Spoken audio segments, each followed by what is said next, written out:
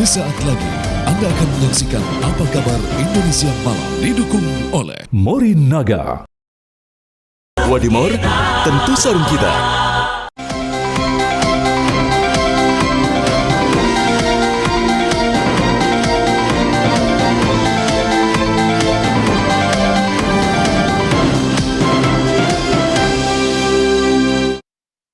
Assalamualaikum warahmatullahi wabarakatuh. Selamat malam pemirsa, apa kabar Anda hari ini? Apa kabar Indonesia Malam? Seperti biasa akan kembali menemani Anda selama 2 jam ke depan. Malam hari ini kami akan ajak Anda untuk bisa melihat, berhitung, dan juga memprediksi apakah di 8 bulan yang tersisa ini bagi Kabinet Jokowi untuk bisa menjalankan roda pemerintahan, Presiden Jokowi akan melakukan reshuffle lagi. Setelah kemarin menempatkan atau juga memberikan jabatan dan kepercayaan kepada Mas AHY sebagai Menteri ATR BPN.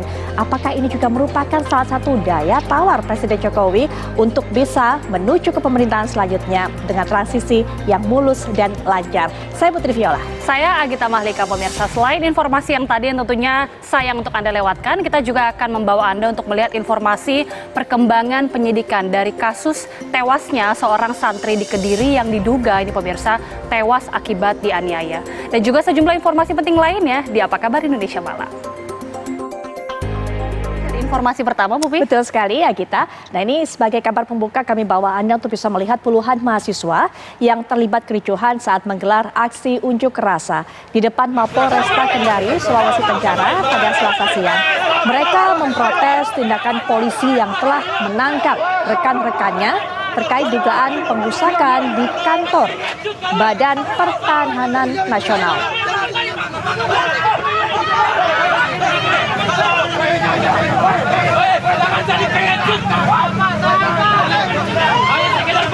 Suasana unjuk rasa yang awalnya berjalan kondusif ini tiba-tiba menjadi ricuh saat puluhan mahasiswa hendak membakar ban bekas di depan Mapolresta Kendari, Sulawesi Tenggara pada Selasa siang.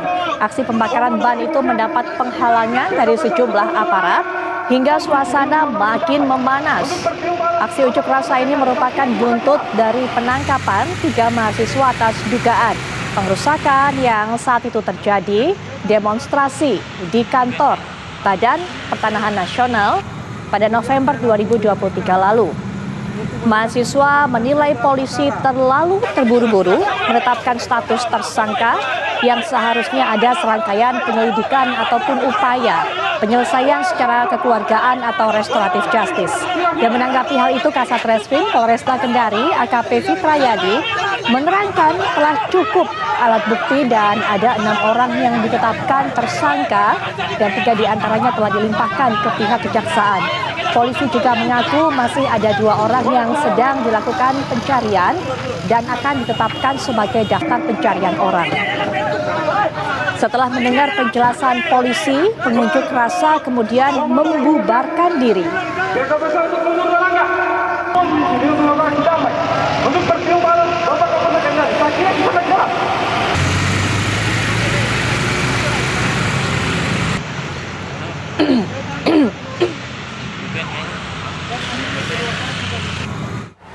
Ya, kita ke informasi selanjutnya. Tak bisa penuhi panggilan pemeriksaan di Polda Metro Jaya, ini Rektor Universitas Pancasila akan diperiksa pada Kamis tanggal 29 Februari mendatang atas kasus pelecehan seksual.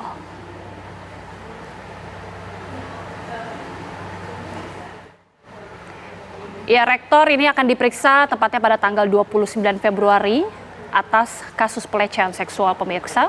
Pemeriksaan rektor dari Universitas Pancasila yang dengan inisial ETH ini pun kemudian ditunda setelah sebelumnya yang bersangkutan ini akan dijadwalkan untuk menjalani pemeriksaan. Tepatnya pada hari Senin pada tanggal 20 Januari kemarin. Berdasarkan keterangan yang disampaikan langsung oleh Kabid Humas Polda Metro Jaya, Ade Ari Indradi, ia menyebut bahwa yang bersangkutan berhalangan hadir karena terjadwal agenda lain. ETH nantinya akan diperiksa pada hari Kamis mendatang, tanggal 29 Februari, dalam rangka memenuhi panggilan pemeriksaan sebagai saksi terlapor dalam kasus pelecehan seksual. Saat ini polisi sudah memeriksa sebanyak 8 orang saksi, salah satunya korban dengan inisial RZ. Kasus ini masih masuk dalam tahap penyidikan dan polisi juga masih mendalami laporan terkait dengan pelecehan seksual yang dilaporkan atau disampaikan oleh korban. Dokumen, termasuk tadi hak korban, yaitu tindak pidana pekerjaan. Bang, buka bang ya. Ya, betul.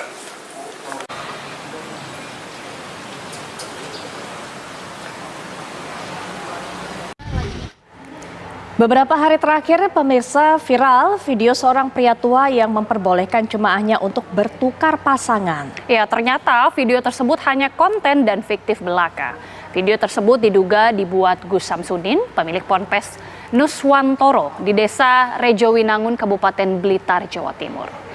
Dan inilah pemirsa video viral yang diduga aliran sesat yang memperbolehkan jemaahnya untuk bertukar pasangan. Video ini membuat heboh dan gaduh di masyarakat.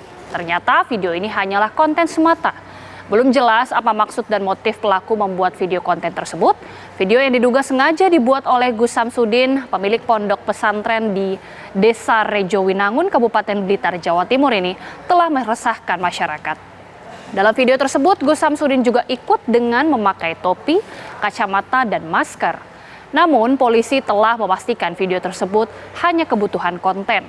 Diketahui video konten tersebut dibuat di daerah Jawa Barat, sementara pengunggah video viral aliran sesat itu adalah warga Blitar.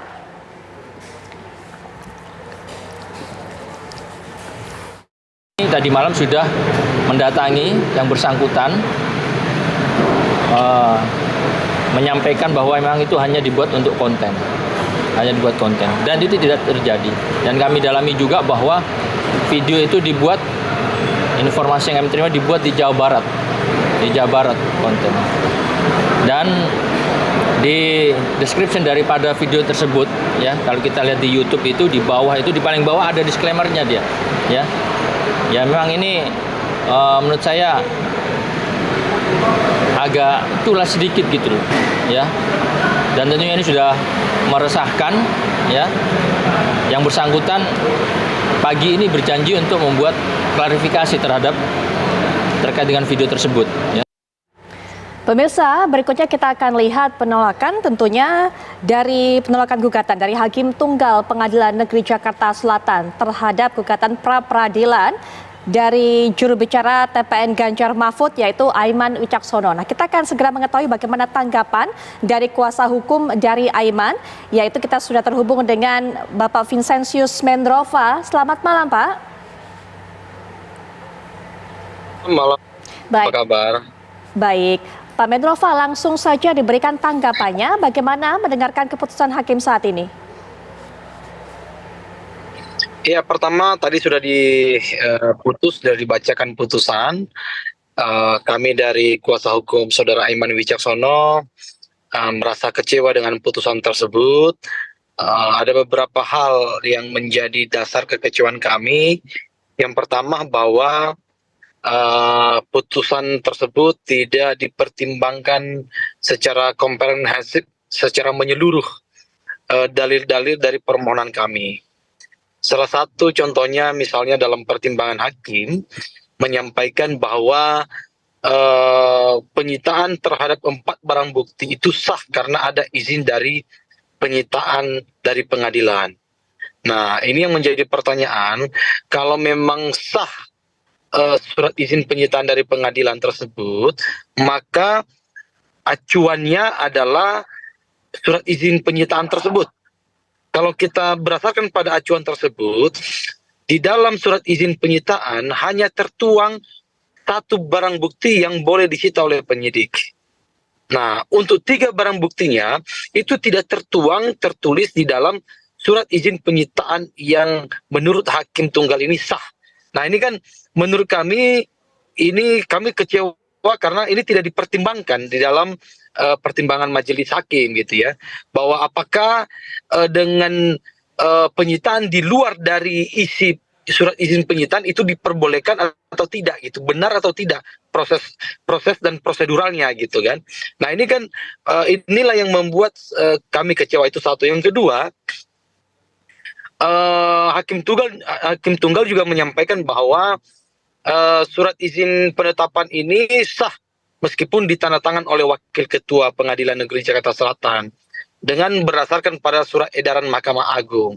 Nah, menurut kami ini bertentangan dengan ketentuan di dalam pasal 38 ayat 1 KUHP itu. Karena di dalam pasal 38 ayat 1 KUHP jelas di sana disebutkan secara eksplisit bahwa penyitaan hanya boleh dilakukan oleh penyidik atas surat izin dari ketua pengadilan negeri setempat. Jadi itu kalau kita berdasarkan pada teori kewenangan, maka itu adalah kewenangan atributif, yaitu kewenangan yang diperintahkan langsung oleh undang-undang, dan itu tidak boleh didelegasikan kepada wakil ketua. Itu wajib ketua yang mengeluarkan itu, karena secara eksplisit itu disebutkan di dalam KUHP gitu.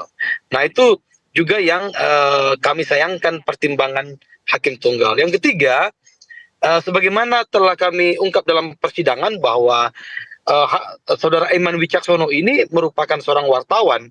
Karena bagaimanapun tadi hakim tunggal tidak mempertimbangkan itu dengan alasan bahwa itu masuk ke pokok perkara, tidak masuk pada pertimbangan permohonan pra peradilan.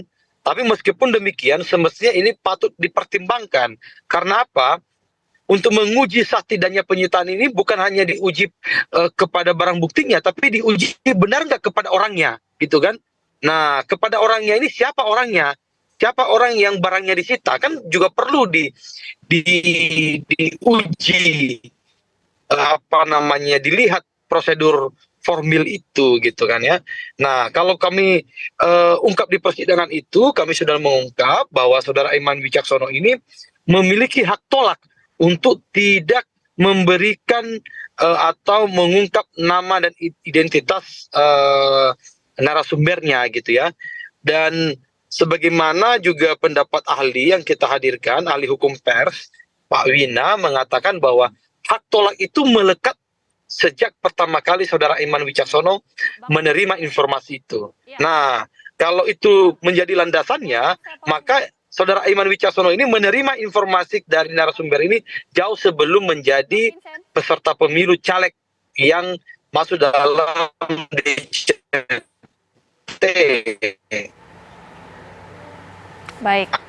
Baik, terima kasih Bang Vincentius Mendrova sudah bergabung bersama kami di Apa Kabar Indonesia Malam. Selamat malam.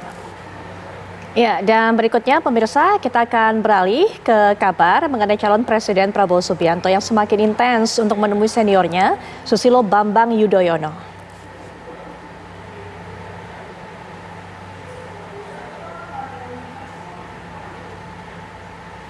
Baik, kita nanti akan tayangkan pernyataan tersebut, tapi sebelumnya kita juga akan lihat kabar mengenai Badan Pengawas Pemilu beserta Barreskrim Polri yang melakukan penanganan lebih lanjut perihal dugaan pelanggaran pidana pemilu. Ya, Barreskrim Polri serta Bawaslu memaparkan pelanggaran yang terjadi pada pemilu 2024 ini mengalami penurunan jika dibandingkan pada 2019 lalu.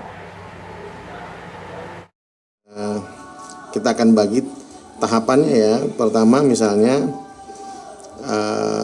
jenis pelanggaran sampai dengan sebentar ini ada 69 pelanggaran administrasi, 39 dugaan tindak pidana pemilu, 248 pelanggaran kode etik, dan 125 pelanggaran hukum lainnya ya. Kemudian juga untuk pelanggaran kampanye, taman kampanye ada 408 laporan, 249 temuan, 105 untuk diregistrasi, 154 laporan, dan 224 temuan sudah diregistrasi, ada 25 temuan yang belum diregistrasi. Hasilnya adalah 132 pelanggaran dan 127 bukan pelanggaran. 111 masih dalam proses penanganan pelanggaran. Kemudian jenis pelanggaran tahapan kampanye terbagi atas 5 pelanggaran administrasi, 29 dugaan tindak pidana pemilu, 30 pelanggaran kode etik, dan 66 pelanggaran. Kita akan langsung memperbarui informasi dari KPU RI. Sudah ada rekan kami Rehana Meziah di sana. Rehana. Ya baik, selamat sore Putri Viola, Gita dan juga pemirsa. Memang bahwasanya KPU RI hingga hari ini masih melaksanakan rekapitulasi untuk pemilu di tahun 2024. Ada pula memang berdasarkan hasil informasinya kami dapatkan di hari Selasa ini, yang mana Putri, Gita dan juga pemirsa, untuk hasil real count suara yang memang masuk ini mencapai angka di 77,54%. Dan tentunya ini juga berdasarkan hasil presentasi yang merupakan akumulasi suara dari 681 tempat pemungutan suara TPS yang memang tersebar di seluruh Indonesia. Kemudian untuk jumlah suara yang masuk untuk hasil real count bagi presiden dan juga calon wakil presiden, memang posisi tertinggi saat ini masih ada di nomor urut 2, yakni Prabowo Subianto dan juga Gibran Rakabuming Raka, yang mana juga untuk persentase suaranya sendiri ini mencapai angka di 58,84%. Kemudian disusul juga oleh Anies Baswedan dan juga Muhaimin Iskandar dengan persentase suara ada 24,46% suara, yang kemudian juga untuk Ganjar udah. Baik, terima kasih Rehana. Nanti kita akan juga kembali mendengarkan perkembangan terbaru tentunya dengan rangkaian berita menarik lainnya, tapi setelah kita menyimak kumandang azan maghrib untuk wilayah DKI Jakarta dan sekitarnya. Ya baik, selamat sore Agita, Putri dan juga pemirsa. Melanjutkan informasi yang memang ada di KPU di sore hari ini, yang mana berdasarkan hasil informasi yang kami dapatkan untuk jumlah suara untuk real count dalam pemilu 2024 ini bagi calon presiden dan juga calon wakil presiden, memang untuk posisi tertinggi di hari ini masih dipegang oleh calon presiden dan juga calon nomor urut presiden, yakni dari nomor urut 2, yakni ada Prabowo Subianto dan juga Gibran Rakabuming Raka, yang mana menyentuh angka di 58,84%. Ya, kemudian juga dilanjut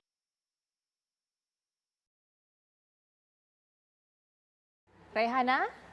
Ya baik pemirsa, terima kasih Rehana untuk informasi yang sudah disampaikan. Sepertinya kita juga memiliki gangguan komunikasi dengan Rehana, tapi yang pasti nanti kami akan terus perbaharui informasi terbaru dari proses rekapitulasi di KPU. Setelah jeda, kami juga akan kembali membawa Anda untuk bisa memprediksi seperti yang sudah sempat saya sampaikan di awal. Di 8 bulan yang tersisa ini dari Kabinet Presiden Joko Widodo untuk bisa menjalankan roda kepemimpinan, akankah reshuffle kembali terjadi? Sesaat lagi. Rabu 21 Februari lalu, Presiden Joko Widodo resmi melakukan reshuffle dan melantik 2 menteri baru di Kabinet Indonesia Maju. Adalah Hari Cahyanto, Menteri ATR BPN yang dilantik menjadi Menko Polhukam, menggantikan Mahfud MD yang mengundurkan diri karena maju sebagai cawapres mendampingi Ganjar Pranowo. Pengganti Hadi sebagai Menteri ATR BPN adalah Agus Harimurti Yudhoyono atau yang biasa disapa AHY. Ketua Umum Demokrat ini akan melanjutkan sisa jabatan di kabinet selama lebih kurang 8 bulan saja. Sebelum kemudian tampuk pemerintahan beralih ke presiden terpilih hasil pemilu 2024. Reshuffle kali ini menjadi pergantian kabinet ke-7 di periode kedua Presiden Jokowi atau ke-11 selama menjabat sejak tahun 2014. Dan meski hanya tersisa 8 bulan hingga Oktober nanti, namun sepertinya Presiden masih membuka kemungkinan melakukan pergantian para pembantunya di pemerintahan. Tercatat masih terdapat 7 menteri yang berasal dari PDIP, 1 orang dari Nasdem, yaitu Menteri Kehutanan dan Lingkungan Hidup. 1 menteri yang merupakan kader P3, yaitu Menparekraf Sandiaga Uno, dan 3 orang kader dari PKB. Lalu akankah reshuffle terjadi dalam situasi politik saat ini? Mungkinkah reshuffle kabinet dijadikan sebagai daya tawar agar transisi kepemimpinan berikutnya berjalan mulus? Anda sudah mendengarkan tadi sebenarnya beberapa kali dilakukan reshuffle ataupun juga pergantian anggota kabinet oleh Presiden Joko Widodo. Ini adalah yang ke-7 di masa pemerintahnya yang kedua. Total ada 11 kali semenjak ia menjabat pada pemerintahan sebelumnya. Kalau kemarin kita sudah lihat Mas AHY yang diberikan jabatan, diberikan amanah sebagai Menteri ATR BPN, kemudian akankah ada nama-nama baru lagi yang masuk ke kabinetnya? Sebenarnya apa yang coba direncanakan oleh Presiden Joko Widodo? Apakah kemudian ini masuk menjadi salah satu strateginya untuk untuk menjaga daya tawar dan juga merupakan salah satu cara untuk menjaga transisi kepemimpinan dari Presiden Joko Widodo ke presiden berikutnya sehingga berjalan mulus. Langsung saja kita akan memulai perbincangan kali ini. Sudah hadir Bang Kodari bersama saya selaku pengamat politik yang akan memberikan pandangannya. Assalamualaikum warahmatullahi wabarakatuh. Malam Bang Kodari. Alhamdulillah baik. Baik, dan juga sudah bergabung perwakilan dari partai-partai tentunya secara daring untuk juga bisa memberikan pandangannya mengenai hal ini. Yang pertama saya akan perkenalkan dari PKB sudah hadir Bang Daniel Johan. Assalamualaikum warahmatullahi wabarakatuh. Selamat malam Bang Daniel Johan. Waalaikumsalam, selamat untuk seluruh peserta. Baik. Mewakili PAN juga sudah hadir secara daring Bang Viva Yoga. Assalamualaikum warahmatullahi wabarakatuh. Selamat malam Bang Viva Yoga. Selamat malam semuanya. Ya, dan juga dari P3 sudah hadir secara daring Mas Ahmad Baidowi, Mas Awi. Assalamualaikum warahmatullahi wabarakatuh. Selamat malam Mas Awi. Waalaikumsalam. Selamat malam Bang Kodari. Bang Daniel. Bang Viva. Ya, baik. Langsung saja kita akan mendengarkan Bang Kodari mungkin bisa membuka dengan melihat apa yang Bang Kodari baca. Rencana dari Pak Jokowi ini memasukkan kemudian Mas AHY dalam kabinet yang saat ini sedang berjalan yang hanya tersisa 8 bulan. Kotak-katiknya 8 bulan tersisa ini seperti apa sih kira-kira Bang? Ya oke, pertama Mas AHY bisa masuk karena ada pos yang kosong ya. Pos yang kosong itu memang Pak Hadi, tetapi Pak Hadi pindah ke pos Menko Polhukam. Jadi sebetulnya perubahan ini karena Polhukamnya kosong, Pak Mahfud mundur karena maju sebagai cawapres. Yang kedua memang harus diakui bahwa semenjak adanya Pilpres 2024 dan adanya koalisi resmi Prabowo Gibran dan kemudian Demokrat ada di dalamnya, maka kemudian terjadi kedekatan politik antara Partai Demokrat dengan Pak Prabowo dengan Pak Jokowi. Dan karena itulah kemudian Mas AHY bisa masuk mengisi posisi yang kosong ini dan boleh dikatakan per hari ini memang kekuatan politik di pemerintahan secara formal ya itu bertambah dengan adanya Partai Demokrat. Jadi yang formal berada di luar pemerintahan artinya tidak punya kabinet itu tinggal PKS saja. Nah ke depan akan seperti apa hemat saya tergantung PDI Perjuangan. Kalau PDI Perjuangan tetap mempertahankan menterinya maka kemudian komposisinya akan tetap seperti ini sampai dengan akhir masa jabatan Pak Jokowi pada bulan Oktober nanti. Dan PDI Perjuangan baru memulai fase oposisinya pada saat Pak Prabowo dilantik sebagai presiden. Akan tetapi kalau PDI Perjuangan menarik menteri-menterinya maka akan ada dinamika baru yang sangat besar. Karena apa? Karena PDI Perjuangan ini menteri yang secara resmi menjadi anggota PDI Perjuangan baik punya jabatan struktural atau tidak itu saya hitung ada sekitar 7 lah.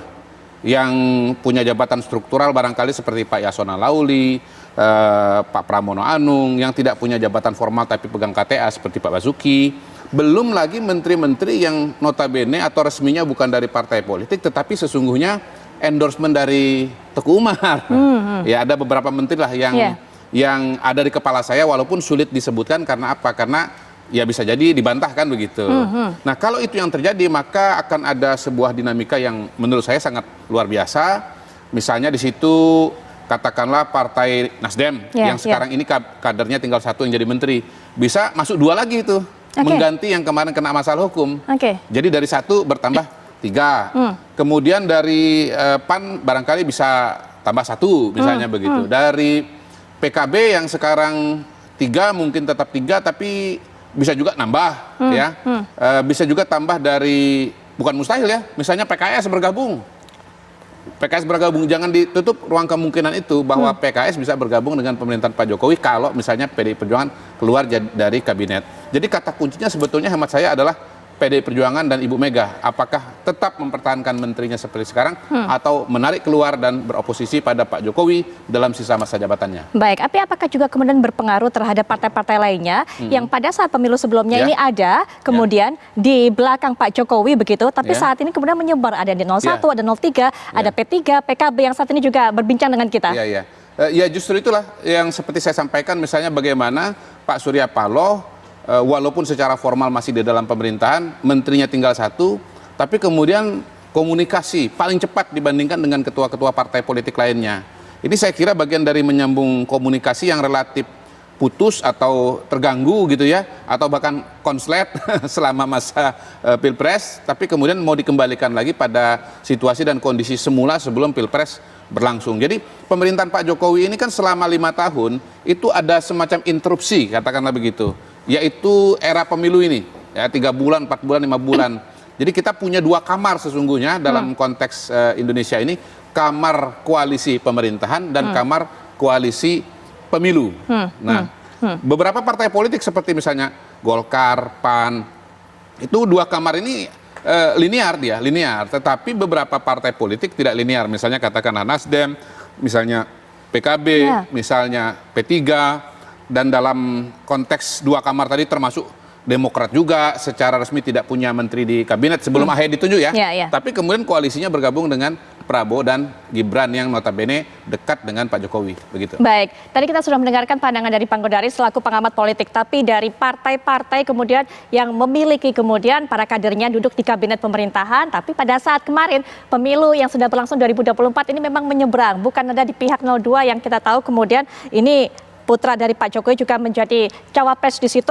Ada Bang Daniel Johan juga. Bagaimana kemudian membaca hal seperti ini? Upaya dari Presiden Joko Widodo kemudian memasukkan Mas AHY dalam susunan kabinet. Bang Daniel Johan. Ya, makasih Mbak. Yang pertama tentu masalah urusan kabinet itu sepenuhnya kan menjadi hak prerogatif Presiden. Ya. Tentu berkonsultasi lah, berkomunikasi dengan para partai koalisi. Tetapi yang saya pahami sampai detik ini adalah koalisi pemerintahan yang ada sekarang itu kan belum menyatakan berubah komitmennya, bahwa seluruh koalisi masih komitmen untuk mengawal pemerintahan yang ada saat ini sampai berakhir dengan baik. Ya, sampai nanti kan pada tanggal 20 Oktober 2024. Dan komitmen itu setahu saya belum berubah sampai sekarang. Nah, persoalan Mas AHY masuk ya sama, itu menjadi hak prerogatifnya Presiden, meskipun tadi sudah dijelaskan oleh Bang Kodari bahwa itu terjadi pun karena ada posisi yang tersedia ya, karena memberikan kesempatan. Tapi kalau misalkan tidak ada tersedia pun mungkin itu juga tidak terjadi karena ada Pak Mahfud untuk mundur kan, sehingga memang ada kebutuhan juga dari Presiden untuk mengisi. Dan Pak Presiden menganggap ya saat ini mungkin Demokrat harus momentum yang tepat untuk bergabung. Jadi kita sepenuhnya kita menghargai lah apa yang menjadi hak prerogatif Presiden. Demikian Mbak. Baik, betul memang ada tempat yang kosong, betul memang Mas Awi ada kebutuhan, tapi Mas Awi sendiri kemudian apakah melihat ini sebagai salah satu strategi Presiden Joko Widodo untuk bisa menjaga daya tawarnya, untuk bisa melanjutkan kesinambungan menuju ke pemerintahan berikutnya, Mas Awi? Ya, kami tidak melihat ke arah sana ya, karena kalaupun kita lihat meskipun nanti menunggu hasil rekapitulasi KPU, kalau melihat hasil survei Quick Count sejumlah lembaga, taruhlah Pak Prabowo yang menjadi presiden. Pak Prabowo kan bukan Pak Jokowi gitu. Dan hari ini koalisi yang terjadi adalah koalisi pemerintahan Jokowi Kiai Maruf Amin yang akan berakhir sampai dengan 20 Oktober 2024. Terkait dengan reshuffle pengisian lowongan jabatan menteri, sebagaimana konstitusi, P3 juga tunduk terhadap konstitusi bahwa itu menjadi hak prerogatif dari Presiden. Mau diganti besok, mau ditambah besok, ya itu terserah Presiden Joko Widodo. Setidaknya kemarin itu kan karena memang ada posisi yang lowong. Nah, apa kebetulan yang mengisi adalah dari Partai Demokrat. Seandainya yang mengisi juga dari luar partai, ya itu hak prerogatif dari Presiden Joko Widodo. Nah, apakah akan terjadi selama 8 bulan ke depan? Kalau melihat sejarah pergantian kabinet di Indonesia, ya itu tidak terbatas oleh waktu. Bahkan di era Pak SBY di akhir itu 3 bulan sebelum kabinet selesai, itu masih ada pergantian. Waktu itu Menteri Agama Pak Lukman Hakim Saifuddin masuk di 3 bulan terakhir pemerintahan SBY. Jadi sesuatu yang mungkin saja terjadi karena sesuai dengan konstitusi, hak prerogatif dari Presiden lah yang bisa menentukan bongkar pasang kabinet itu. Baik, hak prerogatif memang. Kemudian kita juga bisa minta pandangan dari Bang Viva Yoga karena sudah disinggung tadi oleh Mas Awi di 8 bulan yang tersisa masih mungkin sebenarnya bahwa prediksi untuk bisa melakukan pergantian di kabinet ini atau reshuffle ini Pak Jokowi masih bisa. Menurut Bang Viva Yoga?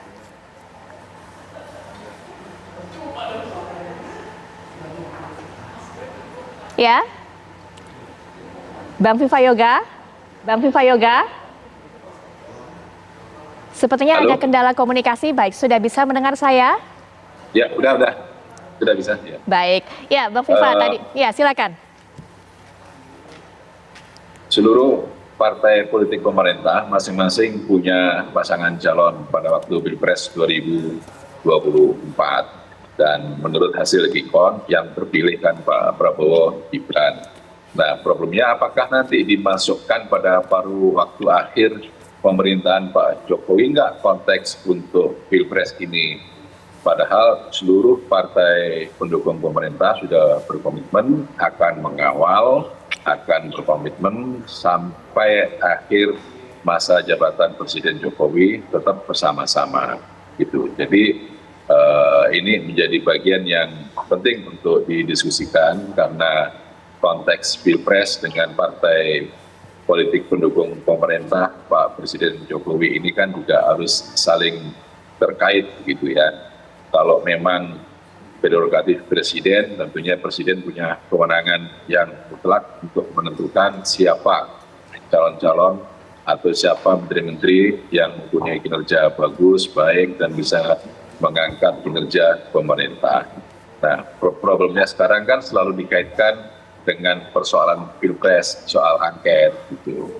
Jadi masyarakat akan melihat bahwa partai politik pemerintah juga ada rencana untuk mengajukan angket, padahal sudah berkomitmen untuk mendukung Pak Presiden Jokowi di dalam masa bakti sampai akhirnya. Memang ini Pak Prabowo, bukan Pak Jokowi, tapi kan misi dari Prabowo Gibran adalah melanjutkan dan menyempurnakan. Nah, oleh karena itu perdebatan soal apakah Presiden Jokowi akan reshuffle apa tidak, ya tergantung pada komitmen masing-masing partai politik gitu. Apakah tetap berkomitmen untuk mengawal pemerintahan Pak Jokowi sampai akhir paripurna atau dalam sisa waktu ini ada partai politik yang menarik kader-kadernya dari kabinet dan itu juga menjadi bagian kebijakan dari masing-masing partai politik. Saya rasa apapun keputusan dari partai politik pendukung pemerintah, proses pengembangan peningkatan kualitas kinerja pemerintahan tidak boleh surut, tidak boleh turun, tidak boleh amburadul karena itu adalah proses politik. Ya, proses politik tidak boleh kemudian membuat kinerja pemerintahan menjadi lambat, menjadi lemah, dan menjadi tidak baik dalam proses untuk public policy dalam peningkatan pelayanan kepada masyarakat Indonesia. Intinya bahwa tergantung kepada keputusan partai-partai politik apakah masih tetap berkomitmen untuk mengawal pemerintahan Pak Jokowi sampai masa atau kalau mau dikaitkan dengan Pilpres ada kebijakan khusus dari masing-masing partai politik. Nanti kita lihat perkembangannya. Baik, menarik ini catatannya disampaikan oleh Bang Viva Yoga tadi. Apakah kemudian partai-partai ini tetap komitmen, tetap cukup konsisten untuk bisa mendukung dan juga ada di belakang Pak Jokowi sampai kemudian pemerintahannya ini berakhir. Ini juga mempengaruhi Pak Jokowi akankah mereshuffle kabinetnya atau tidak. Nanti kita akan tinjau lebih lanjut lagi dan juga kita akan dengarkan apa pernyataan Pak Jokowi mengenai hal ini. Tapi setelah jeda kami segera kembali. Pak Prabowo udah nyiapin tim transisi kenapa? Ada reshuffle lagi nggak dari masa jabatan? Ya namanya kalau kebutuhan memang mengharuskan ya kenapa tidak ya terima kasih. Pak Presiden, Pak Prabowo udah nyiapin tim transisi. Terkait dengan pertemuan dengan ketua parpol lagi kapan Pak? Dengan terkait dengan pertemuan dengan ketua parpol lain Pak? Ketua parpol? Iya, kan ada yang lain Pak, kata Bapak semuanya, kira-kira kapan Pak? Semua yang kira-kira memang harus ketemu ya bisa saja ketemu, kalau memang nggak perlu ketemu kenapa harus ketemu? Pak Presiden, ini dalam proses diatur semuanya, karena saya memang ingin menjadi jembatan.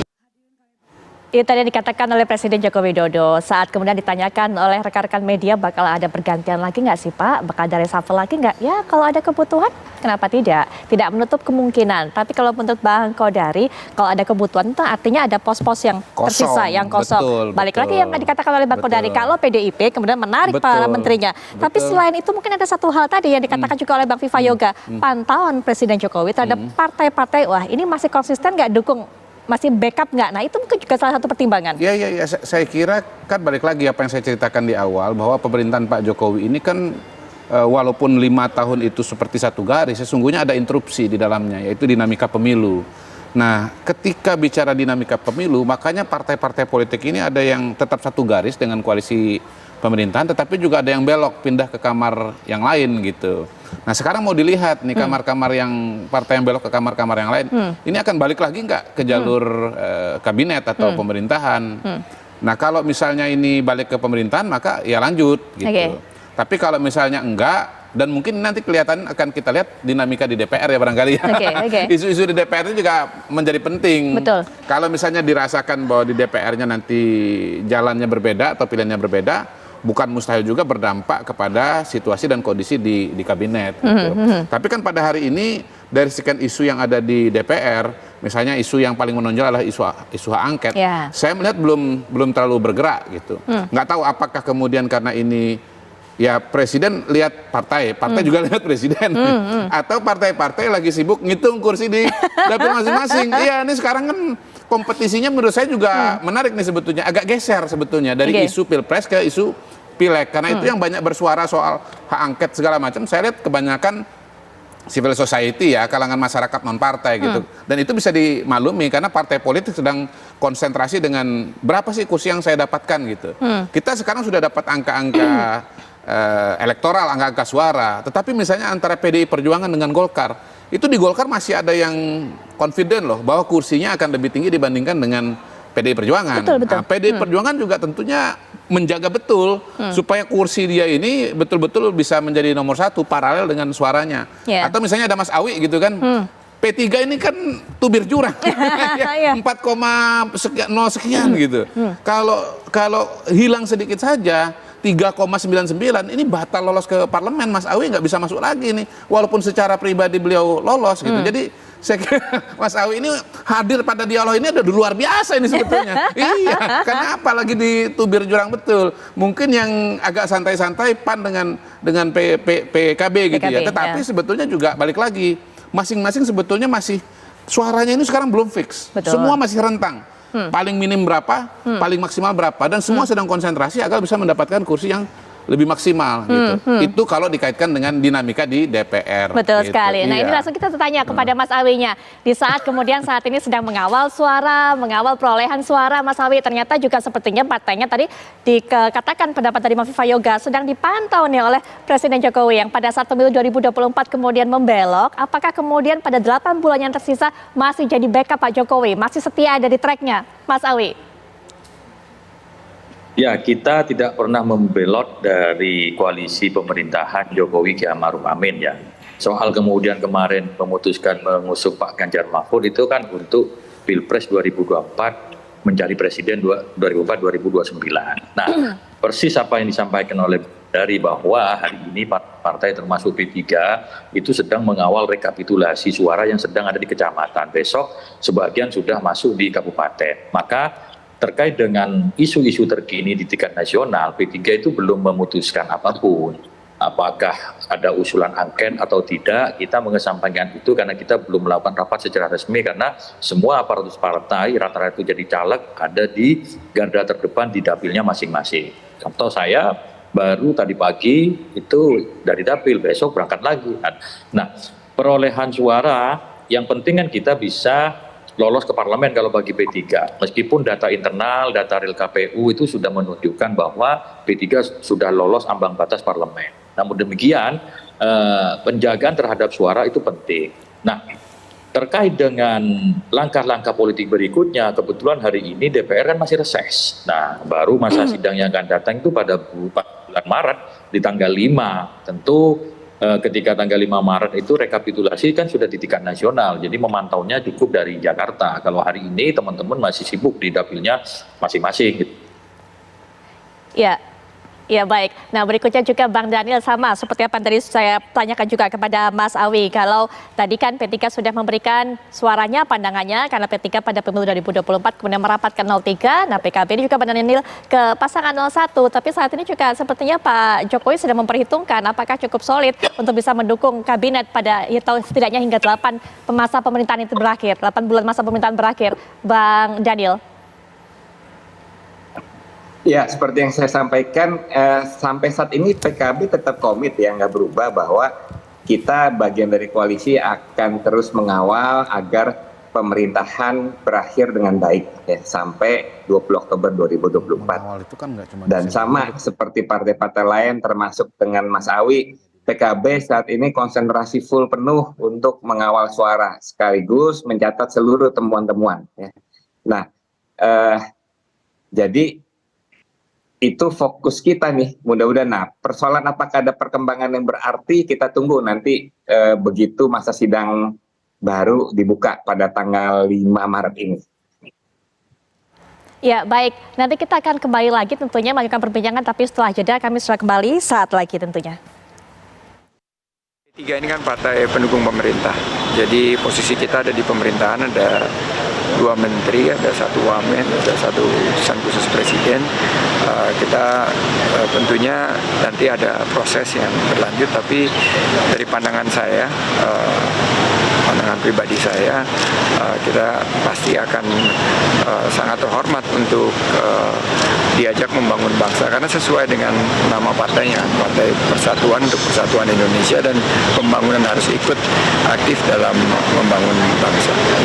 Itu pandangan saya, tapi tentu ada prosesnya, nanti ada rapimnas dan lain sebagainya. Tapi pada intinya kita berharap, dan saya baru kembali juga dari Australia, dari India, semua memberikan apresiasi. Kita bisa menyelenggarakan pemilu yang salah satu pemilu terbesar di dunia. Kita sudah mendengarkan pernyataan dari Sandiaga Uno tentunya dari P3 yang saat ini juga menjabat sebagai Menparekraf. Kita tidak bisa pungkiri bahwa apa yang dinyatakan oleh Sandiaga Uno ini juga harus kita kaitkan dengan masa kepemerintahan yang akan mendatang. Yaitu kalau memang hasil hitungnya ini sesuai dengan rekapitulasi KPU yang saat ini sedang berjalan sementara, yaitu Prabowo Subianto memang ternyata nanti ditetapkan oleh KPU sebagai presiden. Nah ini apakah memang betul P3 ini akan merapat dan juga akan mendukung pemerintahan? Mengenai hal ini sebelum nanti kita minta Mas Awi juga pandangannya terhadap pernyataan dari Sandiaga Uno. Lebih dulu kita ke Bang Viva Yoga. Bang Viva, sebagai partai yang ada ataupun juga mendukung 02 ini, pasangan 02 ini, kalau ternyata semakin banyak partai dari koalisi-koalisi seberang yang merapat kepada pemerintahan nanti, jika memang Pak Prabowo tetapkan sebagai pemenang oleh KPU, apakah kemudian ada kekhawatiran tersendiri dari kubu PAN, Bang Viva? Saya merasa bersyukur dengan pernyataan dari Mas Awi, Mas Daniel, Mas Sandi Uno yang menyatakan bahwa sampai sekarang tetap menjadi bagian dan berkomitmen untuk mengawal pemerintahan Pak Jokowi sampai selesai. Itu berarti bahwa dengan kata lain untuk hak angket itu tidak ada urgensinya, karena proses dalam pelanggaran kecurangan potensi-potensinya itu sudah diatur di Undang-Undang Nomor 7 Tahun 2017 tentang Pemilu, menyangkut tentang potensi kecurangan, pelanggaran administrasi, Bawaslu yang menyelesaikan, ada etik penyelenggara, DKPP yang menyelesaikan, kalau ada persengketaan hasil pemilu, Mahkamah Konstitusi yang menyelesaikan. Jadi saya sangat bersyukur dengan pernyataan beliau itu menandakan bahwa mereka tetap komit untuk menjaga dinamika, menjaga harmoni, dan menjaga bahwa proses pemilu adalah bagian dari pelembagaan demokrasi. Kalau kemudian nanti setelah ditetapkan secara resmi Pak Prabowo Gibran terpilih jadi presiden dan wakil presiden, persoalan kabinet ya kami tidak ikut campur, itu adalah kewenangan dari Pak Prabowo dan Mas Gibran. Idealnya bahwa di dalam membuat model kepemimpinan yang legitimit, yang stabil, harus ada tertib proses komunikasi dan politik di DPR, ya sebaiknya di DPR itu mayoritas dalam rangka untuk menjaga stabilisasi dan menjaga keseimbangan politik agar kebijakan pemerintah itu dapat dengan jelas diselesaikan, dan tentunya kita juga tidak bisa menafikan bahwa DPR itu sejatinya adalah lembaga oposisi meskipun mayoritas, tetapi proses checks and balances di DPR itu masih akan terjaga dan terawat dengan baik dalam meningkatkan kualitas demokrasi. Ya baik, Mas Awi, pernyataan dari Pak Sandiaga Uno tadi, apakah memang bisa mewakili pernyataan dari P3 atau sebenarnya statement pribadi belaka? Ya, pernyataan Pak Sandiaga Uno itu merupakan statement pribadi karena sampai hari ini di P3 belum melakukan rapat resmi terkait dengan sikap-sikap politik apa yang akan dilakukan ke depan, termasuk diantaranya menyikapi tentang hak angket, terus menyikapi hasil pemilu, kan semuanya harus dirapatkan dalam forum rapat pengurus harian DPP P3. Nah, Bapilu itu kan sifatnya lembaga ad hoc, tapi sebagai pendapat pribadi kita menghormati saja, namanya aja pendapat pribadi. Nah, kalau siapapun sebenarnya kalau diajak bergabung, ya siapa yang nggak mau, pasti mau kan. Tetapi sampai saat ini kami pastikan belum ada tawaran-tawaran itu. Kami masih konsen mengawal perolehan suara pemilu. Ya kalau melihat track record sejarah kepemiluan P3 sejak pemilihan secara langsung, dan P3 kan selalu ada di pemerintahan. Misalkan di 2004 P3 kalah di Pilpres tapi masuk kabinet. Di 2014 P3 kalah terus masuk kabinet, karena kehadiran P3 itu sangat dibutuhkan untuk keseimbangan perwakilan di negeri ini, karena yang menganut sistem proporsional gitu. Jadi saya kira apa yang disampaikan oleh Pak Sandi kami tegaskan itu sifatnya bersikap pendapat pribadi. Sampai saat ini belum ada sikap resmi apapun dari DPP P3. Oke, Bang Daniel, Surya Paloh sudah bertemu dengan Presiden, kemudian juga kita sudah dengarkan tadi seperti apa pernyataan dari Pak Sandiaga Uno. Kalau PKB sendiri hingga saat ini, kemudian ada rencana? Rencana apa, Mbak? Ya, rencana kemudian menjalin komunikasi begitu seperti yang dilakukan untuk menegaskan, memberikan keputusan bahwa memang selain mendukung Pak Jokowi pada saat masa pemerintahan 8 bulan tersisa, tapi juga untuk kedepannya. Ya kalau komunikasi tentu akan berjalan normal, kan kita masih kabinet masih berjalan ya, antar menteri dengan presiden tentu terjalin komunikasi yang baik. Nah di dalam kementerian kabinet tersebut kan ada kader PKB, utusan PKB, jadi saya rasa komunikasi akan tetap berjalan. Tinggal sampai saat ini belum ada yang berubah dalam konteks komitmen pemerintahan. Nah kita lihat persoalan, meskipun tadi Bang Viva menjelaskan masalah angket, tetapi bagi saya rasa persoalan angket itu terpisah ya dengan persoalan komitmen terhadap berjalannya pemerintahan. Nah sehingga kalaupun nanti ada proses angket berjalan, kita bisa meyakini, bisa memastikan bahwa itu nggak ada persoalan dengan urusan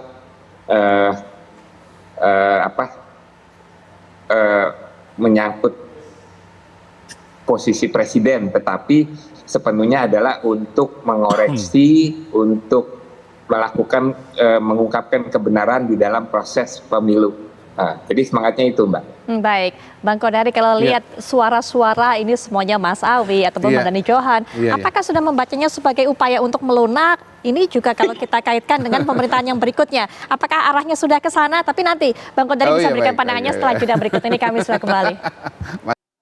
Baik, kita akan lanjutkan perbincangan seperti yang sudah sempat saya singgung tadi sebelum jeda, Bang Kodari. Kalau lihat mulai statement-statementnya, ada kemudian Pak Sandiaga seperti itu, Mas Awi juga, Bang Dani Johan yang hadir dalam perbincangan ini. Apakah sudah melihat mereka akan kemudian arah-arah anginnya akan merapat kepada pemerintahan selanjutnya atau bagaimana? Ya, saya kira balik lagi ya bahwa waktu PKB, PKS dengan Nasdem itu berbicara mengenai soal hak angket segala macam, 3 sekjen itu kan mereka terbuka mengatakan nunggu posisi PDI Perjuangan. Jadi saya kira semuanya ini sedang menunggu pergerakan PDI Perjuangan. Mirip-mirip dengan pengajuan capres dulu lah. Kalau ingat setahun yang lalu, kita kan berbulan-bulan diskusi di sini kan nggak ketemu-temu ujungnya gitu. Karena PDI Perjuangan belum mengambil posisi. Jadi bandul utama politik itu adalah di PDIP dan Ibu Mega. Nah sebetulnya ada satu pertarungan juga yang tidak mudah juga dibuat PDI Perjuangan. Di luar soal, ini menterinya banyak. Kalau ditarik dalam tanda kutip rugi gede kan gitu kan. Soal ini loh, soal pimpinan DPR loh. Di luar bahwa kemudian kursi ini masih bertarung dan kalau kursi Golkar lebih banyak dari PDIP, maka yang akan menjadi ketua adalah PDIP. Tapi kalaupun misalnya kursi PDI lebih banyak daripada Golkar, bukan mustahil juga undang-undang susduk ini, susunan kedudukan MPR, DPR, DPD yang mengatur mengenai pimpinan, itu juga bisa berubah dan itu sudah pernah terjadi gitu loh. Kalau sekarang ini kan yang kursinya terbanyak ex officio atau otomatis akan menjadi ketua DPR. Bukan mustahil juga kalau ada dinamika di DPR lalu kemudian ada pemikiran bahwa kita jangan ikut aturan yang ada sekarang, tetapi memang harus bertarung lagi di dalam begitu. Jadi ada pertarungan di pemilu legislatif, ada pertarungan di perebutan kursi pimpinan DPR. Bisa berubah lagi tuh undang-undang susunan kedudukan. Jadi sebetulnya pertarungan kita ini belum selesai sepenuhnya secara politik. Ada pertarungan turunan-turunan yang menurut saya ini juga menjadi penentu langkah-langkah politik dari partai-partai politik yang ada ini. Gitu. Oke, baik. Ya, pernyataan penutup juga tentunya. Kami berikan kesempatan kepada masing-masing perwakilan partai. Mulai dari Mas Awi terlebih dahulu. Silakan Mas Awi. Ya, apa yang disampaikan Kodari itu kan asumsi ya. Bisa saja dalam politik kita hargai pendapat dari Bang Kodari. Sampai hari ini kita belum pernah berpikiran untuk mengubah Undang-Undang MD3. Setidaknya kami di Badan Legislasi yang diberi kewenangan mengurusi legislasi belum ada pembicaraan soal itu. Namun demikian dalam politik itu dinamis gitu kan. Kita hargai pendapat dari Bang Kodari. Dan kita pastikan sampai hari ini P3 belum bersikap apapun terkait dengan politik depan karena kita masih fokus mengawal rekapitulasi suara yang mulai besok itu sudah mulai dihitung di tingkat kabupaten. Baik. Tunggu tanggal mainnya baru kita bersikap nanti. Oke, baik. Bang Daniel Johan juga kita terus tunggu tentunya bagaimana sikapnya. Silakan Bang Daniel Johan. Ya, kurang lebih sama nih dengan Mas Awi. Pertama, kesempatan ini kita mengucapkan terima kasih kepada segenap rakyat yang sudah dukung PKB. Kita saat ini benar-benar mengawal agar tidak ada satu suara pun yang hilang dari pengawalan penghitungan suara. Ya. Dan setelah proses ini berlalu, seluruh temuan, seluruh catatan-catatan menjadi bahan evaluasi kita dan juga akan kita sampaikan kepada masyarakat sebagai bahan untuk mengevaluasi seluruh proses pemilu dan pilpres. Demikian, Mbak. Baik, Bang Viva juga silakan. Bang Viva, pernyataan penutup. Ya, dari DNA-nya PAN, PKB, P3 itu sama dari historisnya sebagai partai pemerintah. Jadi kalau kemudian P3 atau PKB itu berada di luar pemerintah itu berarti tidak mengikuti gen DNA-nya. Dan saya yakin nanti ke depan itu kita nanti akan bersama-sama lagi. Oleh karena itu karena sudah berkomitmen dalam masa pemerintahan Presiden Jokowi ini dan pemilu yang dilaksanakan tanggal 14 Februari itu adalah yang bertanggung jawab adalah pemerintahan Jokowi. Saya rasa mereka juga tetap berkomitmen untuk menjaga harmoni, menjaga stabilisasi di internal pemerintahan. Kita hidupkan lagi proses peningkatan kualitas kinerja demokrasi melalui seluruh lembaga-lembaga negara dan negara dalam rangka apa? Untuk membangun peradaban Indonesia yang lebih maju.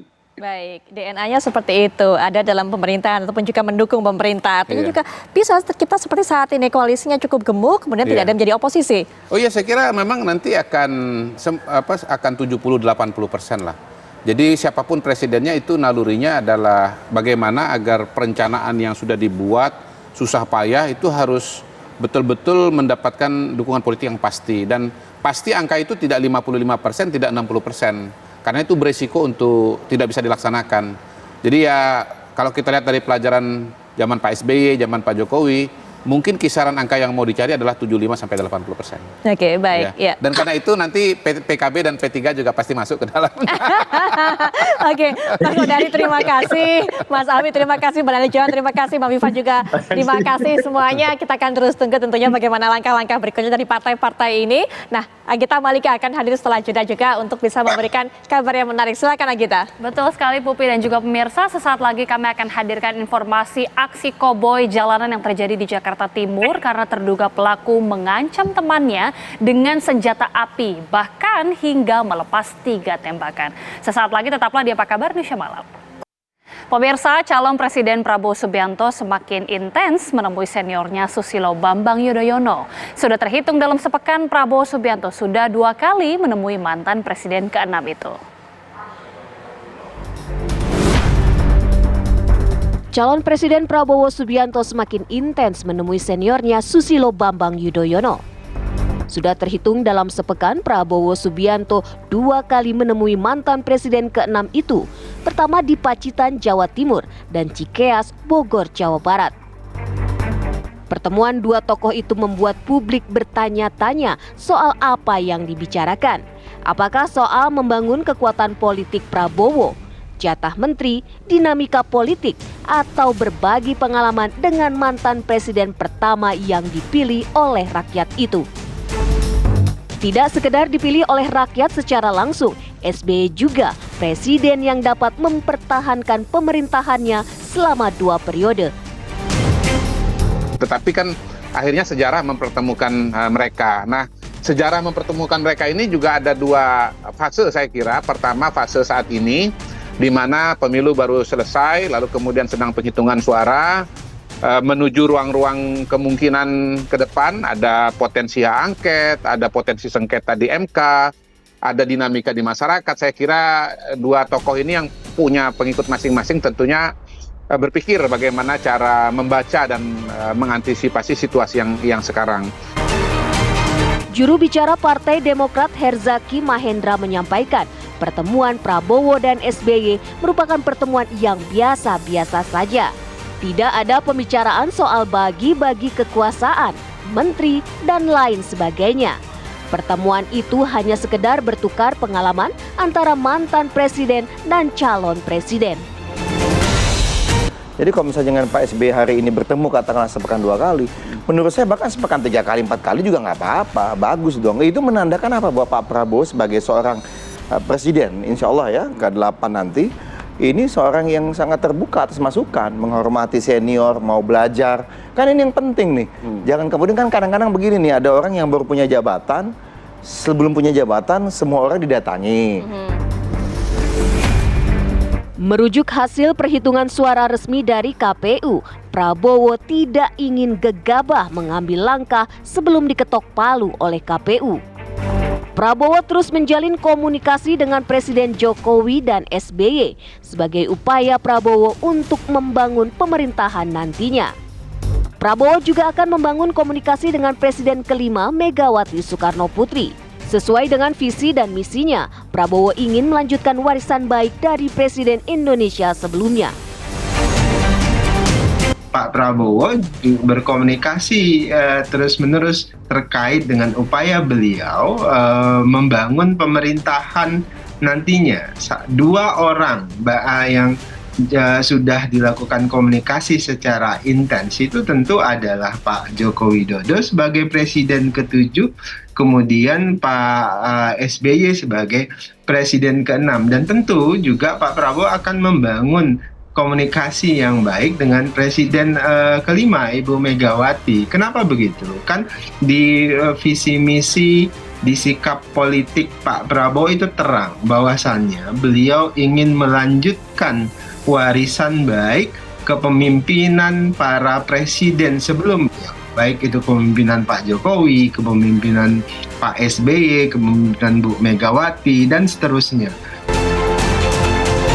Tidak sekedar menjalin komunikasi dengan para mantan presiden, calon presiden nomor urut 2 itu pun akan merangkul partai pengusung dan calon presiden lain yang telah berkontestasi di Pilpres 2024. Tim TV One mengabarkan. Diduga sopir mengantuk, bus eksekutif jurusan Malang Cilacap terguling masuk parit di Jalan Tol Ngawi, Jawa Timur. Kecelakaan tunggal ini terjadi di ruas tol Solo Ngawi, tepatnya di kilometer 565B, Desa Bangunrejo Kidul, Kecamatan Kedung Galar, Ngawi. Seluruh penumpang bus berhasil keluar melalui atap dan pintu darurat. Namun 2 orang penumpang mengalami luka-luka dan langsung dilarikan ke Rumah Sakit Widowo Ngawi, sementara 2 kru bus selamat tanpa luka-luka. Pihak kru bus mengaku kecelakaan terjadi bukan karena supir mengantuk, melainkan akibat menghindari orang menyeberang secara tiba-tiba hingga membuat sopir bus membanting kemudi ke kiri.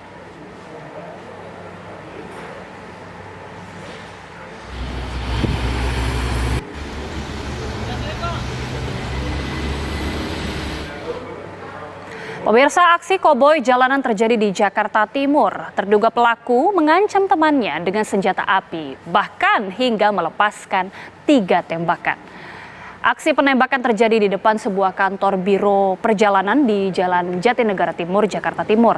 Korban lolos dari terkena tembakan tapi mengalami guncangan traumatis. Korban menyatakan sudah kenal lama dengan terduga pelaku, namun ia sama sekali tidak tahu apa alasan temannya marah hingga menembakkan peluru tajam ke arahnya. Korban melaporkan peristiwa ini ke Polres Metro Jakarta Timur agar kejadian serupa tidak terjadi pada orang dan tempat lainnya.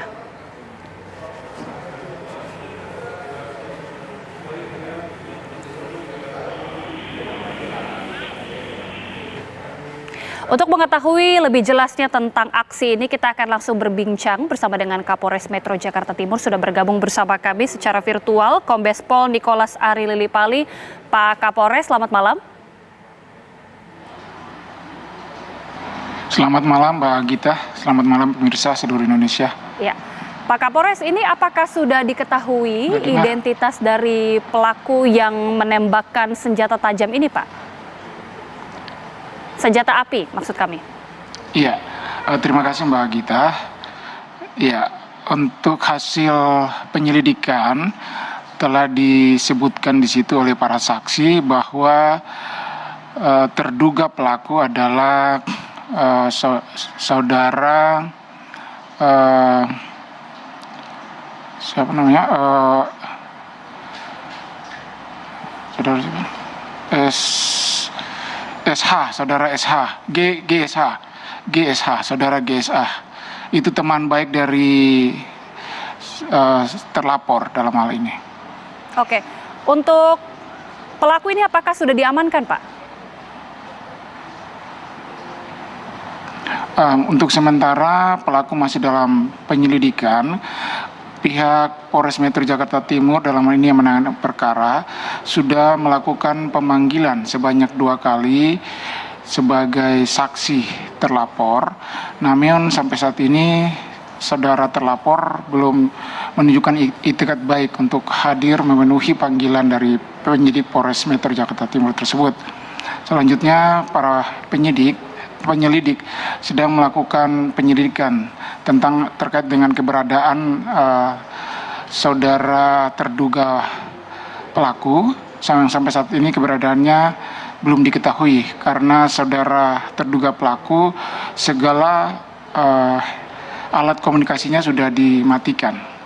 Baik, kami juga sudah berkoordinasi dengan pihak keluarga dan pihak keluarga juga. Ya. Ya, artinya terduga pelaku ini masih dalam proses pencarian. Ya. Betul, Pak? Iya, benar. Kami sudah berkoordinasi dengan pihak terkait juga dengan pihak keluarga dari terduga pelaku. Namun sampai saat ini belum ada titik terang keberadaan dari terduga pelaku tersebut berada. Kami akan melakukan upaya hukum lanjutan terkait keberadaan terduga pelaku dan kami akan melakukan upaya paksa terhadap terduga pelaku karena kami sudah melakukan pemanggilan sebanyak 2 kali tapi tidak hadir dengan alasan yang tidak sah. Oke. Dari pemeriksaan pihak kepolisian, apa Pak jenis senjata yang digunakan oleh terduga pelaku ini? Apakah senjata organik atau airsoft gun, Pak? Ya, untuk sampai saat ini kami belum bisa memastikan jenis senjatanya, dan yang memastikan itu nanti dari pihak ahli, dalam ini adalah forensik balistik, dan yang kami hanya menemukan peluru, 2 butir selongsong peluru yang ada di TKP dan juga 1 butir peluru yang tidak meledak pada saat itu. Dan selain itu kita juga telah mengambil CCTV untuk dilakukan pemeriksaan oleh laboratorium forensik Polri.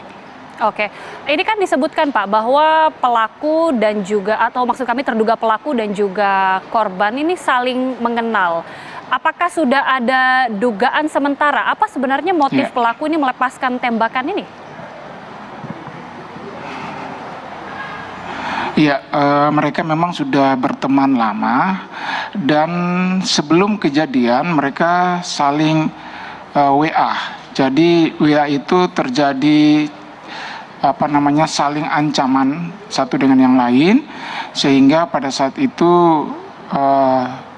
terduga pelaku langsung datang ke TKP dan menghampiri korban dan selanjutnya melakukan penembakan ke arah korban, dan sebanyak 2 kali ke arah korban, dan sebelumnya 1 kali ke atas tapi tidak meledak pelurunya, dan 2 kali ke arah korban tapi tidak mengena korban, mengena kaca yang ada sehingga kaca itu pecah dan mengenai korban sendiri. Baik, kita nantikan bagaimana perkembangan selanjutnya dan tentunya mengharapkan terduga pelaku ini bisa segera ditemukan. Terima kasih Kapolres Metro Jakarta Timur, Kombes Pol Nicholas Ari Lilimali sudah bergabung bersama kami di Apa Kabar Indonesia Malam. Selamat malam Pak. Kita ke informasi selanjutnya. Pemirsa, pencarian korban longsor di Jalan Poros Desa Bonglo, Kecamatan Bastem Utara, Luwu, Sulawesi Selatan masih terus dilakukan. Data dari Posko SAR Nasional diketahui jumlah korban meninggal yang berhasil dievakuasi dari musibah longsor ini sebanyak 4 orang dan 10 lainnya luka-luka. Tim SAR hari ini masih terus melakukan pencarian belasan korban yang diduga masih tertimbun di lokasi kejadian. Pencarian korban ini didasarkan dari keterangan korban selamat yang menyebutkan saat peristiwa longsor terjadi, ada sekitar 30 warga yang sedang antri melintasi jalan yang tertimbun longsor.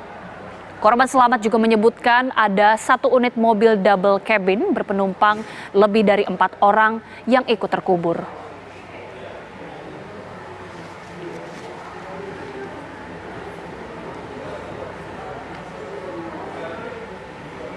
Ratusan warga di Desa Cikeduk, Kecamatan Depok di Kabupaten Cirebon, Jawa Barat menyerbu pasar murah untuk mendapatkan beras dan cabai murah.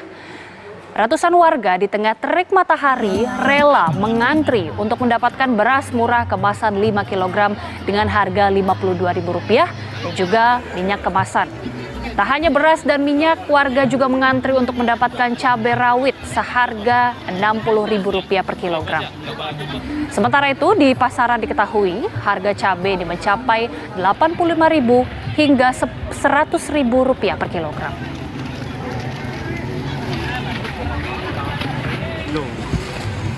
Ayo video ya.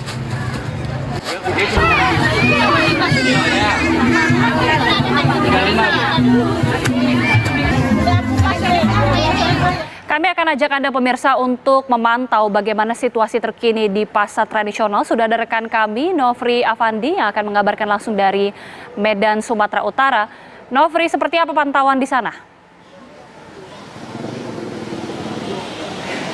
Ya pemirsa, saat ini pada malam hari ini saya memantau dari Pasar Kaban Simpang Pemda Medan, di mana tadi kami berbincang-bincang dengan para pedagang di pasar ini.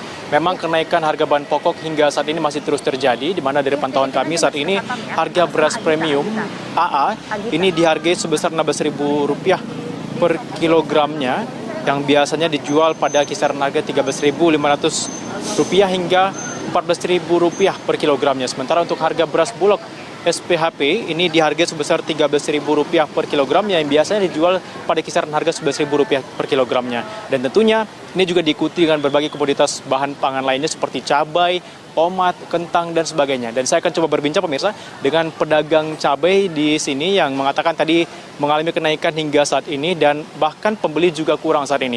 Bapak boleh berbincang sebentar Pak? Pak, dengan Bapak siapa namanya? Rizky Nofriansa. Bapak? Rizky Nofriansa. Lauli. Pak Lauli, oke. Pak Lauli, ini saat ini boleh dikasih tahu Pak, berapa harga cabai saat ini kan mengalami kenaikan Pak ya? Berapa Pak saat ini harganya? Seperempat Pak, 18.000 seperempat. Oke, untuk per kilonya berarti berapa Pak? 72.000 Pak. 72.000 Pak ya. Ini biasanya berapa nih Pak? Biasanya harganya Pak sekitar 40 lebih atau 50.000 per kilo. Naik sejak kapan ini Pak? Sebelum pemilihan Pak. Iya. Umum kemarin ya? Iya. Selain itu, selain cabai merah yang naik juga Pak? Semua Pak, benda naik, bawang, tomat, kentang, segala macam naik Pak. Cabai rawit berapa Pak saat ini? Cabai saat ini Pak, pada ini hari ya, saya beli semalam 52 per kilo. Apa ya? Per kilo ya? Berarti Iya. ini naik ini dari berapa Pak biasanya? Dari naiknya Pak dari 40 lebih. 40 lebih Pak ya? Dengan kenaikan harga cabai ini Pak, untuk pembeli sendiri seperti apa Pak? Susah Pak. Susah saya kami dapat. Kayak gini lah Pak, pada kering semua barang kami, jualan kami enggak. Ya pembelinya pun pada enggak, gimana Pak, pada enggak mampu lagi orang itu. Dan ini Pak, kira-kira penyebab kenaikan harga cabai ini dikarenakan? Gagal panen Pak. Gagal panen. Iya. Iya. Pak, ini selain harga cabai ini tadi kita sudah tahu harganya mengalami kenaikan. Untuk kentang ini sendiri seperti ini saat ini harga berapa? Saat ini Pak saya jual sini 17.000 atau 18.000 per kilo. Dari 12.000. 12.000 mulai kenaikan jadi 17.000 per kilo Pak ya. Untuk tomat juga mulai kenaikan? Naik Pak. Tomat juga dari 10.000 bisa naik, ini saya beli 16.000. 16.000 Pak ya. Saya jual 17. Dan faktor kenaikannya sama, pasokan yang berkurang? Sama, gagal panen semua.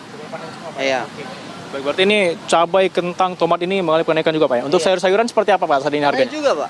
Sayur-sayuran juga. Ini untuk harga sayuran naik apa saja Pak ini? Harga sayurnya terong Pak dari 6.000 sampai 10.000. Ini untuk bayam juga naik? Normal juga Pak. Normal Pak ya, bayam normal ya. Baik, terima kasih Pak atas informasinya.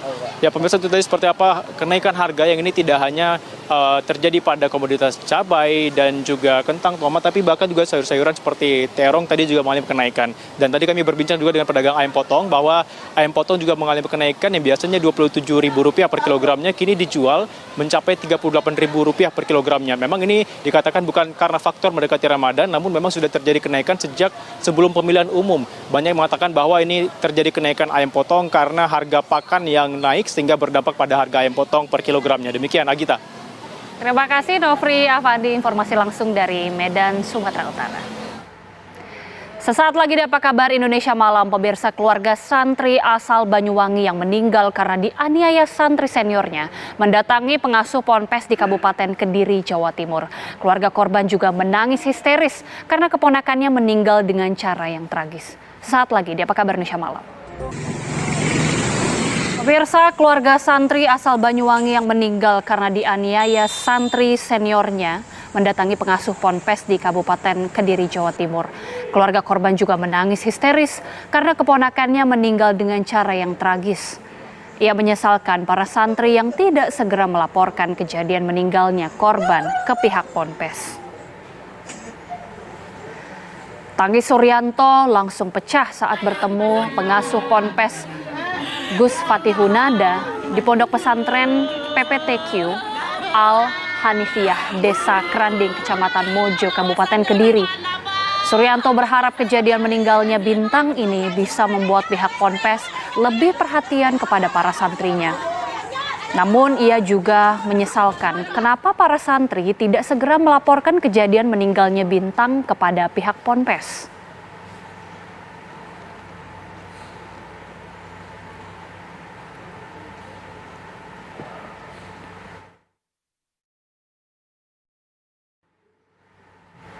Pemirsa, kita akan berbincang dengan Kabid Pendidikan Diniyah dan Ponpes Kemenak Jatim. Ada Bapak Muhammad Asadul Anam. Pak Anam, selamat malam. Selamat malam, Mbak Gita.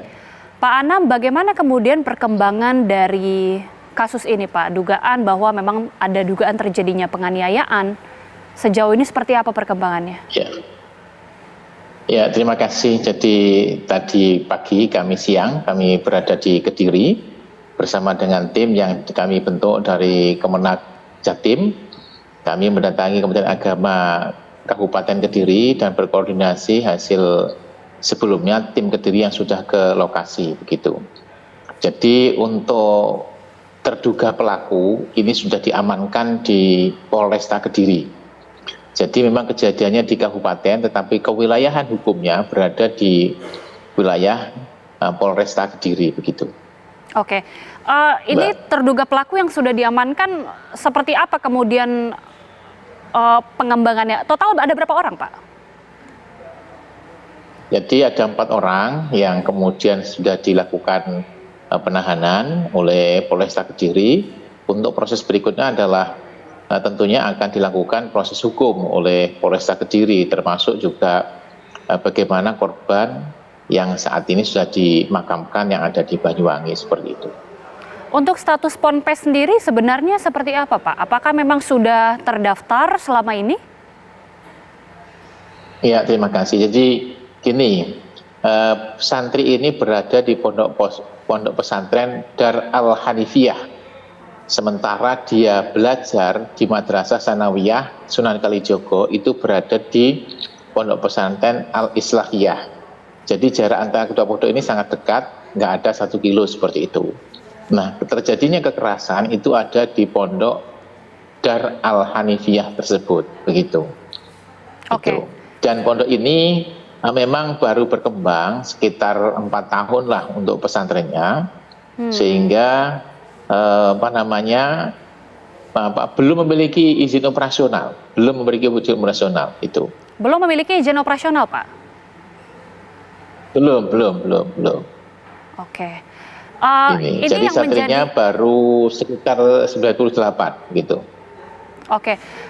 Pengawasan ke depannya seperti apa, Pak? Karena kan ini banyak sekali kritik begitu ya. Kenapa para santri ini tidak segera melaporkan kejadian meninggalnya korban kepada pihak Ponpes? Melihatnya seperti apa? Siap.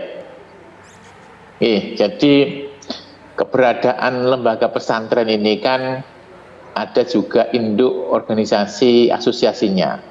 Itu memiliki RMI. Maka kami ke depannya akan lebih intens untuk melibatkan RMI.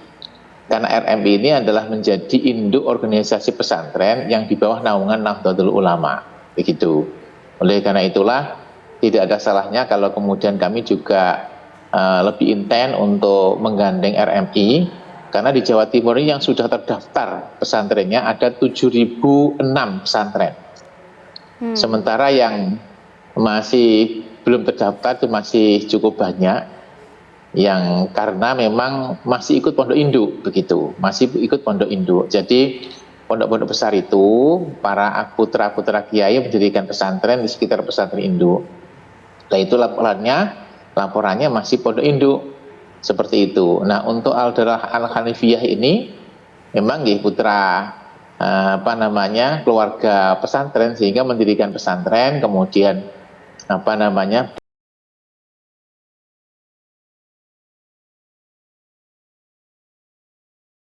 belum mengurus izin operasional tersebut begitu.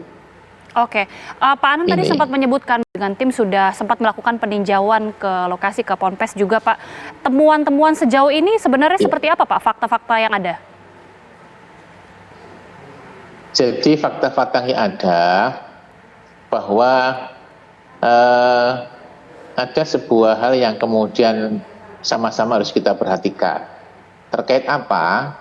Kalau ada problem seperti ini, itu siapa yang pertama harus melakukan langkah-langkah? Artinya SOP yang harus kita bangun nanti ke depan. Karena kita tahu bahwa aspek manajerial lah yang menjadi problem di pesantren itu. Jadi aspek manajerial ini memang di lembaga-lembaga yang lain sudah tertata, tapi ini memang pondok yang masih baru dan belum punya job, sehingga belum pernah mendapat sentuhan manajerial di sana.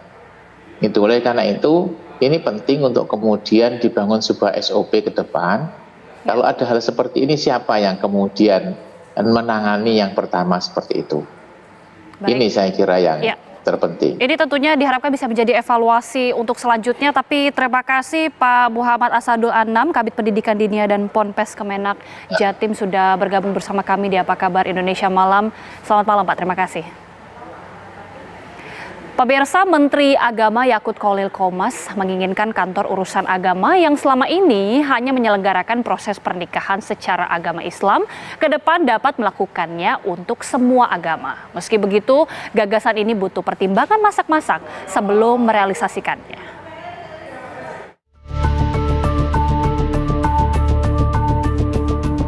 Menteri Agama Yakut Khalil Qomas seperti ingin mendobrak tradisi kala melontarkan ide bahwa kantor urusan agama kelak semestinya dapat menyelenggarakan proses pernikahan semua agama. Sampai saat ini pembagian pencatatan nikah yang berlaku yakni untuk muslim di KUA dan non-muslim di pencatatan sipil.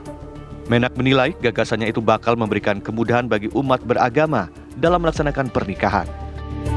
Sadar ide tersebut tidak bisa serta-merta direalisasikan begitu saja. Menak pun meminta jajarannya untuk menelaahnya. Kita ingin menjadikan KUA itu sebagai tempat untuk bisa digunakan oleh saudara-saudara kita semua agama untuk melakukan proses pernikahan. Karena KUA ini adalah etalase Kementerian Agama. Kementerian Agama itu kan kementerian untuk semua agama. Seharusnya KUA juga memberikan pelayanan keagamaan kepada umat agama non-Islam. Prosedurnya gimana, Gus? Dibicarakan ini, kita lagi bicarakan. Ini kan gagasan yang kita lontarkan untuk segera di follow up. Kemarin seluruh dirjen, mulai dirjen Bimas Islam dan dirjen Bimas non-Islam semua udah ketemu. Mereka udah bicara bagaimana mekanismenya, regulasinya, dan seterusnya bikin penyesuaian-penyesuaian. Selama ini diketahui KUA merupakan unit pelaksana teknis pada Kementerian Agama yang berada dan bertanggung jawab kepada Direktur Jenderal Bimbingan Masyarakat atau Bimas Islam.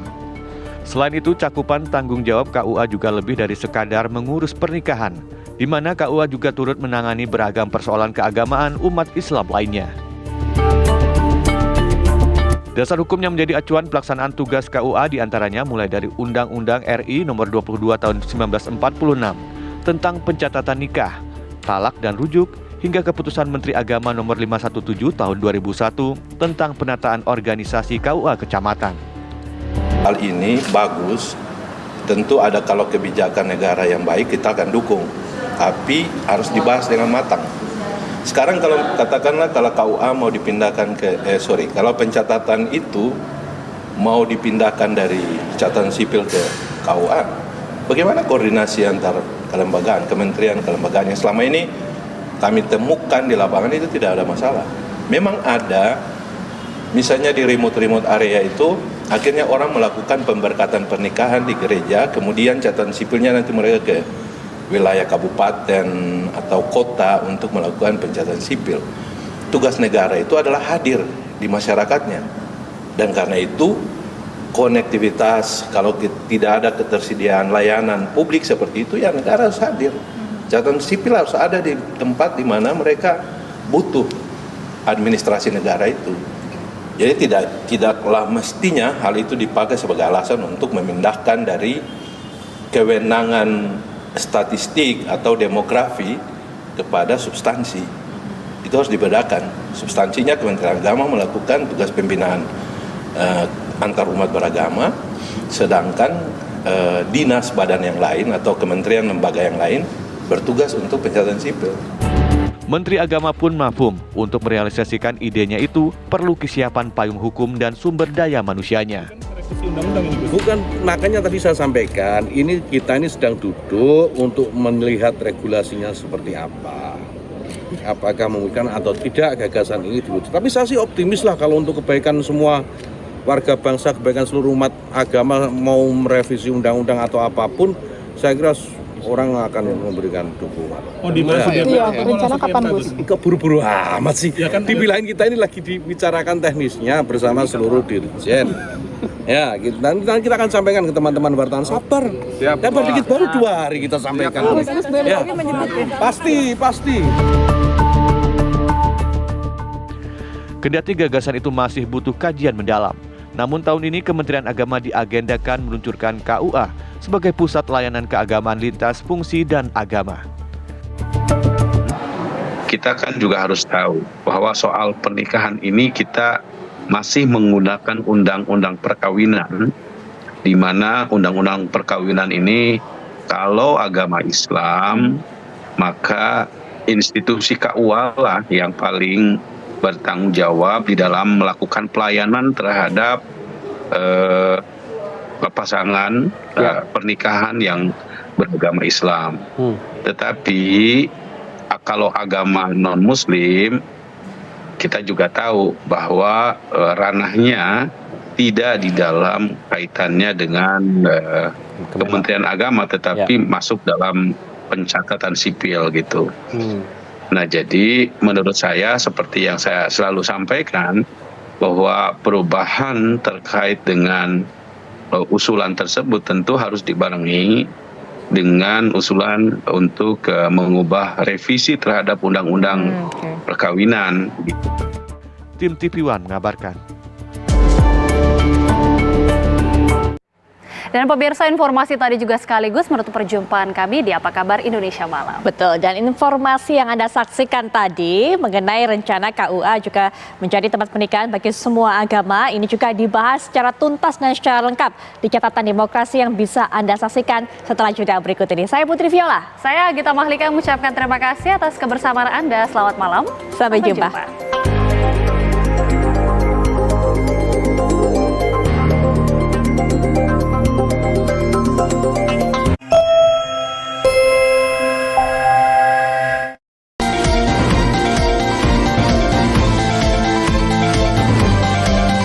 Baru saja menyaksikan Apa Kabar Indonesia Malam, didukung oleh Nutrif Benecol. Wadimor, tentu sarung kita.